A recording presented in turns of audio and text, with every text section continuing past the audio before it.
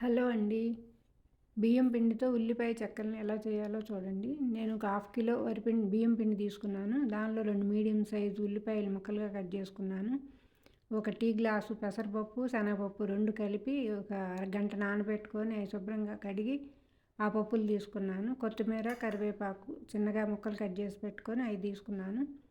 రుచికి సరిపడా ఉప్పు, 2 టేబుల్ స్పూన్లు వెన్నపూస తీసుకున్నానండి. ఇప్పుడు మిక్సీ జార్లోకి 4 పచ్చిమిర్చి, ఒక అల్లము, ఒక స్పూన్ జీలకర్ర వేసుకొని మిక్సీ జార్లో కచ్చాపచ్చాగా వేసుకోవాలి. మరీ మెత్తగా వేసుకున్నా బాగోదండి. కొంచెం పొలుకులుగా ఈ విధంగా కచ్చాపచ్చాగా వేసుకొని దానిలో వేసుకొని తగినంత వాటర్ పోసుకొని కలుపుకోవాలి. ఇట్లా మొత్తం కలిసే వరకు పిండి అంతా ఇట్లా కలుపుకోవాలి. పిండి కలిసిన తర్వాత వాటర్ పోసుకొని ఇట్లా మొత్తం కలవాలండి. కలిసిన తర్వాత మనకు సరిపడా వాటర్ పోసుకొని పిండి అంతా కలిసే వరకు ఈ విధంగా నేను కలిపే కన్స్టెంట్ విధంగా కలుపుకోవాలి. ఇట్లా ఈ వీడియోలో చూపించిన విధంగా కలుపుకొని మనం చెక్కలు చేసుకోవటానికి వీలుగా ఉంటుంది. చూడండి ఎట్లా ఉందో. ఇట్లా కలుపుకుంటే సరిపోతుంది. ఇట్లా మనం ముద్ద చేసుకొని ఇట్లా చేత్తో చేసుకుంటే ఇట్లా చెక్కలాగా రావాలి. ఇట్లా కలుపుకోవాలి. ఇప్పుడు స్టవ్ మీద ప్యాన్ పెట్టుకొని ఆయిల్ పోసుకున్నాను.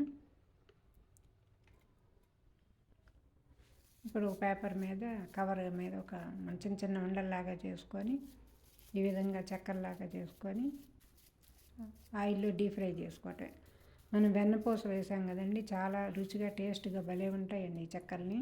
మనం ఎక్కడికన్నా టూర్కి వెళ్ళినప్పుడు కూడా పట్టుకెళ్ళామంటే చక్కగా స్నాక్గా బాగా తినడానికి బాగుంటాయి. స్కూల్ నుంచి రాగానే పిల్లలకు కూడా అప్పటికప్పుడు చేసి పెట్టడానికి కూడా పిల్లలు చాలా ఇష్టంగా తింటారు. చాలా బాగుంటాయి. ఈ విధంగా కాల్చుకోండి. మరీ ఎర్రగా కాల్చినా బాగోదు. ఇట్లా కాల్చుకుంటే క్రిస్పీగా ఉంటుంది, బాగుంటాయి చెక్కలు అనేది. ఈ కలర్లో ఉంటే సరిపోతుంది. చూడండి, ఒకసారి మీరు కూడా ట్రై చేయండి. పిల్లలు కూడా చాలా ఇష్టంగా తింటారండి. ఈ విధంగా చాలా చాలా బాగుంటాయి చెక్కలు. ఒకసారి మీరు కూడా ట్రై చేయండి.